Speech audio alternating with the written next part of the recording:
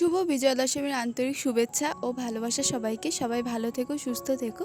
তো চলো তোমাদের সাথে শেয়ার করি যে দশমীর দিনটা কিভাবে কাটালাম। প্রথমেই তো সকালের দিকে চলে গেছিলাম পুজো মণ্ডপে আমাদের এখানে। তো এখানে সিঁদুর খেলা হচ্ছিল, তো সিঁদুর খেলতে চলে গেছিলাম। আর এদিকে আমার বরের কাণ্ড দেখো।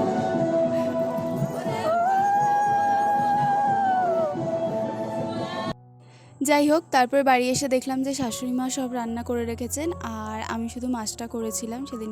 আর ওই দিনকে আবার আমার ননদের বাড়ি আমার নেমন্তন্নও ছিল। তো চলো রান্না করে নেওয়া যাক, তারপরে ননদের বাড়ি যাব। আর তোমাদের একটু বাইরের ওয়েদারটা দেখাই, চলো কি সুন্দর হয়ে আছে।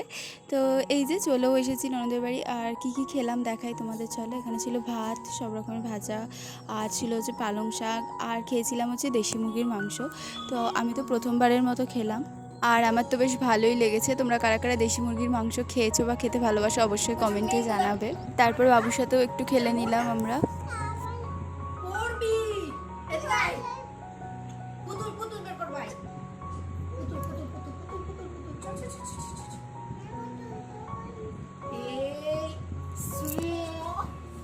আচ্ছা, তারপর বাবুর সাথে একটু খেলাধুলা করি আমরা বাড়ি চলে এসেছিলাম। আর সেদিনকে বাড়িতে তো প্রচুর কাজ ছিল। আমাদের তো আগের ভিডিওতে বলেইছি আমার শ্বশুরমশাই দুর্গাপুজো করেন, তো প্রচুর ফল এনেছিল, সেগুলো সব গোছগাছ করে তারপরে ঘরদোর পরিষ্কার করলাম।